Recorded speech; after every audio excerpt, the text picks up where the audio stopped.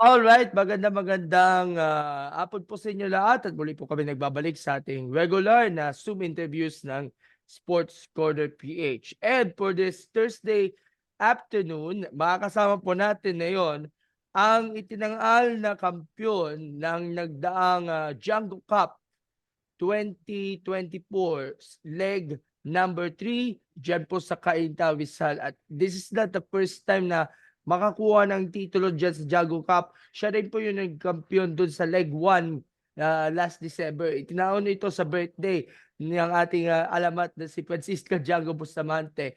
At makakasama po natin ngayon dito sa ating programa ang ating two-time Django Cup titleist na si Charles David Ladiana at ang kanyang ama po na si Sir Louie. Magandang hapon sa iyo, Charles, and welcome to our program. Kamusta na po? Hapon po, okay naman po. Alright, and of course, si Louie, baka pwede niyong bumati sa ating mga tagapanood po ng ating programa. Magandang araw po sa inyo lahat.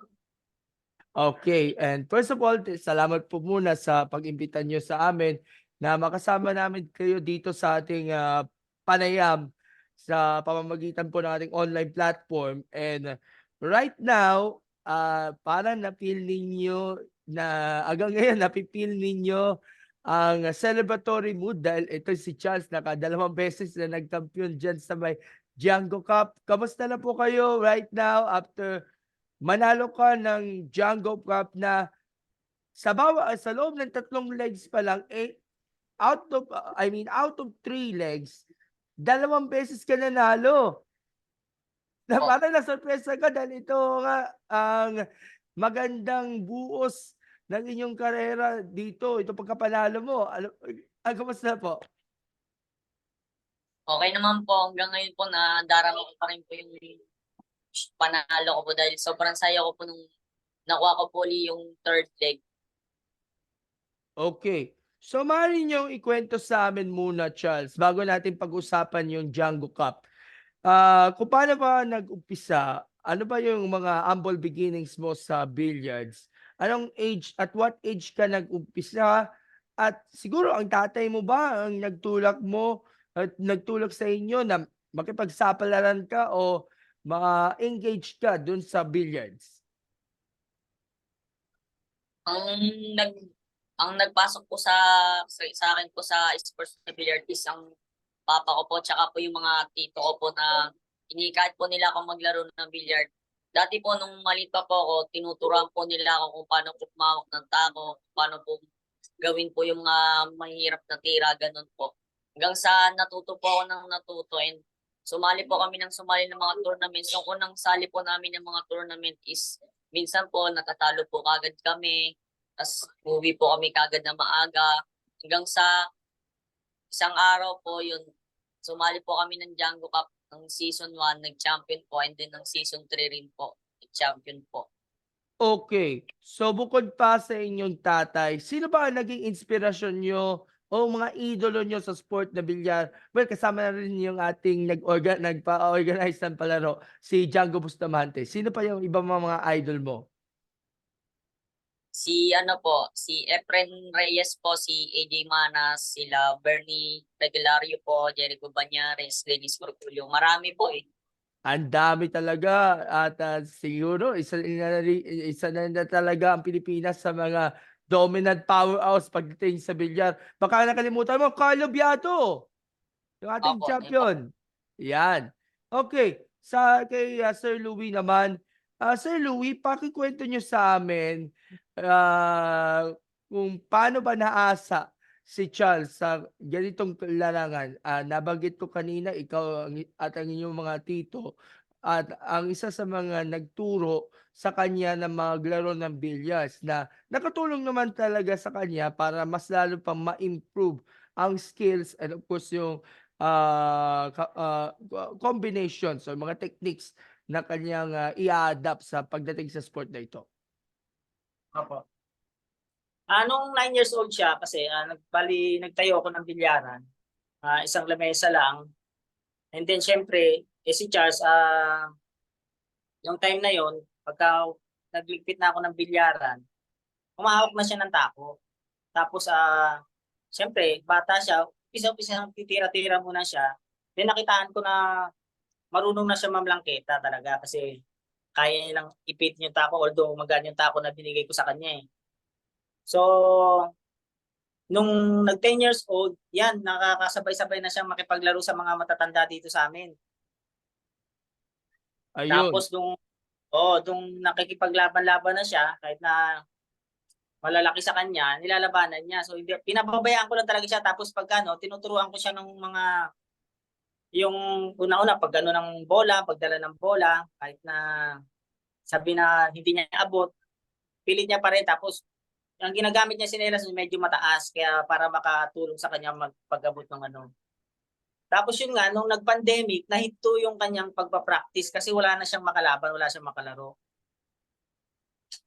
O- Nung nag-pandemic, nas nahinto. Then nung nagbalik ulit yung ano natin, sumali na kami ng mga tournament dito sa Q Plaza. Yun yung mga una namin sinalihan. Is yun yung MEBC kay Seren de Vera. NTBC, yung Metro East Billiards Community ni Sir Ren. Seren, po. And Okay. then yun, lagi kaming sumasali sa tournament na yan para dun siya mahasa siya ng mahasa. Hanggang sa yan, nung minsan, una kami natatanggal, talagang mahirap din. Tapos hanggang sa may mga times na yan na meron na kaming top 32, top 16, nakarating siya ng semis, halimbawa, tapos nag-finals hanggang sa nag-champion siya sa Makati naman sa Villarista.com kay Ma'am Kay. So yun doon na nag-umpisa yung kikita ko na yung tira niyan talaga medyo nag-improve naman kahit na nakakapagod yung ginagawa namin. Okay. Charles, by the way, ang isa sa mga tumulong pala sa inyo na club upang ma-improve pa yung mga tira nyo at iba pa mga learnings at skills sa billiards ay yung Wilde Blue Juniors team kung saan napabilang ka doon sa lineup ng mga junior billiards players na beneficiaries ng Wilde Blue. Pakikwento nyo sa amin ang ginawang pagtulong ng Wilde Blue at of course na ipinagpasalamat mo dahil mas lalo ka ba naasa pa dito sa sport na billiards? Sinuportahan po nila ako sa mga laro ko. Binibigyan po nila ako ng equipments. Kung wala po kunwari po, wala po akong tisa, papadalan po nila ako. Kunwari po, gloves ko po, ganun po, papadalan po nila ako. Tapos, binibigyan po nila ako ng mga equipments, kagaya po ng playing cue, break cue, jump cue po, ganun. And then, yung mga case po, ganun. Nabanggit siguro ni Sir Louie kanina na may mga amateur tournaments right after ng pandemic na una kang sumali. Kung minsan natatalo ka, kung minsan nakaabot pa ng round of 16, round of 32, quarter semis hanggang sa finals. Yung mga pagkatalo mo ng mga previous competitions ay magsilbing sabihin nating learning para mas lalo ka pang ma-improve, mas lalo ka pang galingan sa paparating na competition. Yung mga sabihin nating sakripisyo na ginawa ninyo para dito sa sport.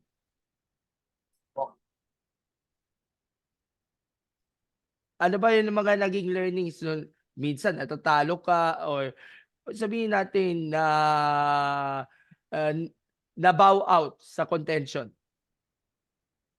Nung una pong sali-sali namin, lagi po kaming natatalo. Hindi po kami nakakapasok sa elimination round po. Kung unang inisip ko po nun is kailangan ko lang po ng mas maganda pong gawin po na pagpa-practice para po mas gumaling po yung tira ko. Tsaka kada umaga po pagising ko po nagpa-practice na po ako nun, and then pagpasok ko po galing school, uwian na po, magpa-practice po ulit ako.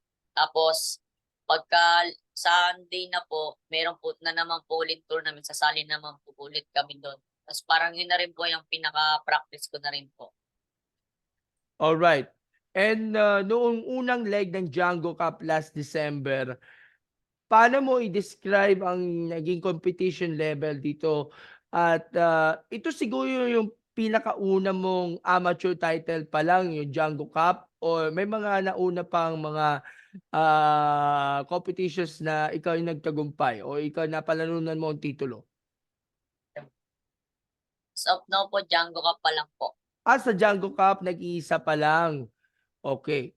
So, let's go now to the Django Cup mismo. Sa third leg po particularly, paano mo pinaghahandaan mentally saka physically, yung Django Cup lalo na sa tira ninyo ng mga magagandang shots at saka na-embrace niyo na ba ang pressure dahil isipin niyo na lang yung mga veterano, yung mga mas bata pa, meron pang isang,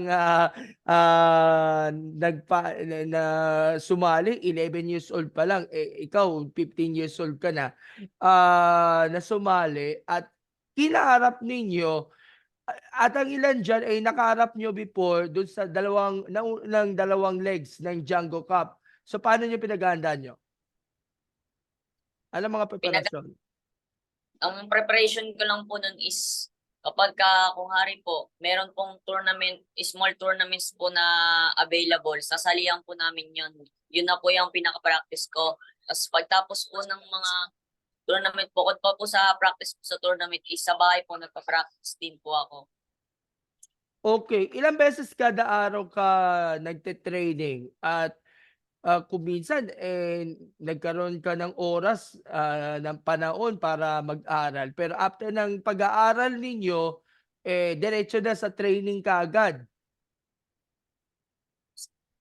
Pagka gising ko po sa umaga, magpa-practice po muna ako mga 30 racks po. And then, pagtapos ko pong mag-practice po ng 30 racks, magpapahinga na po ako para po pumasok sa school. And then, pagpasok ko po sa school, pagka wala naman po mga assignments, magpa-practice po ulit ako pag-uwi. Mga 30 racks din po. Okay, saan ka ba nag-aral na yon at anong grade ka na?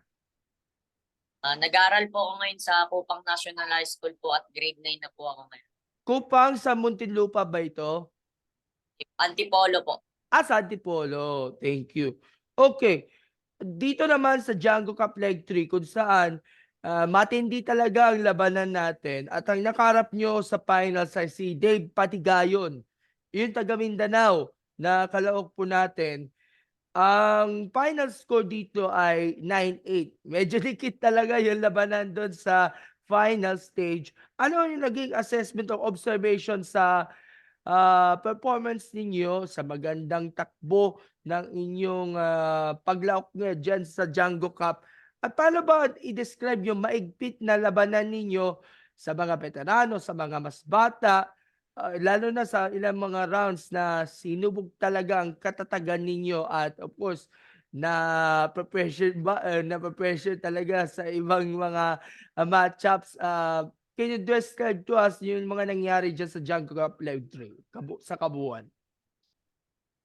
Nung leg 3 po na umpisa po ng game is, unang laro ko po nun is nakaka-pressure po dahil hindi ko pa po kilala yung mga kalaro ko at amateur players po sila eh.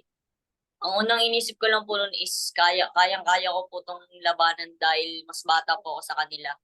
Tapos nang nag top 16 po ako, nakapasok po ako sa elimination. Ang inisip ko na po is mas gagaling ako na po kasi mas malapit na po ako sa champion. And then nag-top 8 po ako. Ang nakalaban ko po nun is mas magaling po sa akin. And then may partida po ako sa kanya. Ang nangyari po nun is nakalamang po ako sa kanya ng 2 points. And then ang semifinals po, ang nakalaban ko po ay ang teammate ko po na si Apollo Miranda. Na-pressure din po ako nun dahil mas magaling po siya sa akin, ang alam ko po eh. Ang naging score naman po namin is 8-3. And then, nang nakapasok na po ako sa finals, masaya na po ako nun dahil nakabot po ako ng finals sa sobrang dami po sumali na players. And then, nung nanonood po ako sa laban po ng makakalaban ko po sa finals, kay Sir Dave po, nakita ko po ang galing niya po maglaro. Na pressure po ako nun dahil baka hindi po ako makasama sa kanya. And then, nung naglaro na po kami is nagdikit lang pong score namin. Pag nakascore po ako, i-score din po siya. Ang nangyari po noon, nakauna po siya sa akin makaabot sa hill. And then nag-hill match po kami. At nung nangyari po noon is, ang last ball po noon is umi-scratch po siya. At yun na po yung tira ko na pinanalo ko po. Wow, talaga namang kaabang-abang at, masasabi natin future talaga ng Philippine Billiards ito si Charles David. Kayo naman Sir Louie, napansin ko medyo dikit-dikit talaga yung kalamangan talaga sa mga bawat na laban na sinasalihan nito si Charles David agad sa finals. Paano mo i-describe o observation sa performance ng anak niyo na napanood mo, personally itong, competition? Nasaan mo talaga na sa kabila ng matinding, competition na dala ng mga kalaban, maganda talaga ang naging showing at, bilib ka ba sa kanya? Yes, oo naman po bilang ama talagang bilib ako sa anak ko tsaka talagang alam ko naman na kayang-kaya niyang makipagsagupan sa mga kalaban niya. So, although talagang minsan talagang kinakabahan din kami mga magulang niya, pero minsan nilalabanan lang namin. Dinadaanan lang namin sa pabalik-balik sa CR sa kahit ilang beses na kami umihi basta mawala lang yung kaba namin. Okay. Anong reaction mo, Charles, nung nakuha mo ang back-to-back title in 3 legs, na dalawa ay galing sa iyo from the Django Cup na ipinangalan pa sa isa sa mga alamat ng billiards na sa Francisco Django Bustamante at nandun siya sa venue at mukhang na-inspire ka sa mga binitawan mong, mga payo ng nag-iisang alamat ng Philippine Billiards? Ang reaksyon ko po nun is sobrang saya ko po nun dahil nakuha ko na naman po yung titulo po ng Django Cup. Dahil nung season 2 po, bigo po kami nun dahil nakadalawang talo po kagad kami. Umuwi po kagad kami ng maaga. Ang sabi lang po sa akin ni Champ Django Bustamante nun, protektahan ko daw po ang titulo ko. Tapos ginawa ko po yung inspirasyon at lalo ko pa pong ginilingan sa season 3. And of course, nakasuporta habang pinapanood sa either sa live streaming o di kaya sa Q Plaza, ang buong pamilya, even yung mga relatives sa iba't ibang parte ng Pilipinas or abroad, na napanood itong laban niyo. Extra motivation or boost para sa inyo yung presensya o support system ng pamilya na nakaalalay sa inyo. Opo. Ano ba yung siguro yung, reaksyon na talaga namang, ang daming fans ni Charles sa ngayon, especially family? Opo, oo, Mas, talagang masaya lagi po. po kami. Masaya po. Lalong-lalo na hindi po nila kami pinapabayaan. Yung mga tita ko, yung mga lola niya, yan. Mga kapatid ko, nakasuporta po talaga sa kay Charles. Okay, the next leg of Django Cup will be by next month pa at ang pinayo mo kay Django na nabanggit mo kanina is to protect or defend yung title. So, may balak ka bang sumali sa ika-4 na leg, ng Django Cup na inaasahan natin mas intense ang competition pagdating dun sa susunod na leg? Yes po, sasalihan po namin yung Django Cup 4 po. Okay. At alam ko meron pang isang international competition nga ito yung unang competition na sasalihan ninyo sa Hanoi, Vietnam. Nabanggit 'to sa report ng PTV4 noon na ito talaga yung, parang goal ninyo, makaabot sa international level of play. Ano na yung update dito sa inyong upcoming participation diyan sa Hanoi Open? As of now po, wala pa pong update sa Hanoi Junior dahil wala pa pong nire-release na exact schedule po and bracketing po para sa tournament po. So ine-expect mo ba na mas,